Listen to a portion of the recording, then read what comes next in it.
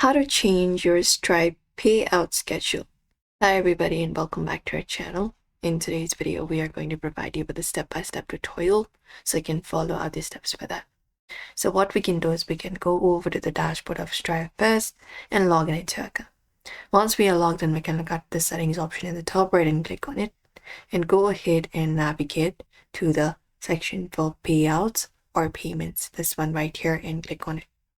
Once we head over there, will be finding this option.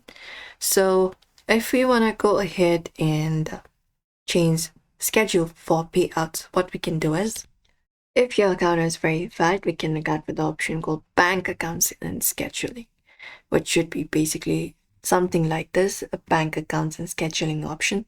So go ahead and find that option. In Stripe will offer options like automatic, daily, weekly, monthly, and manual payouts. You can just go and choose up one of the offer and click on save to apply. The new payout schedule and your payout timing may depend on your country and account history. Some of the new accounts have minimum payout delay before the funds are sent. And if you choose wisely, your Stripe will send you all the available balance to your bank once per week. But usually this is how you should be able to do it, so you can follow this method for now. So we hope this video was helpful. Give this video a like and subscribe for more.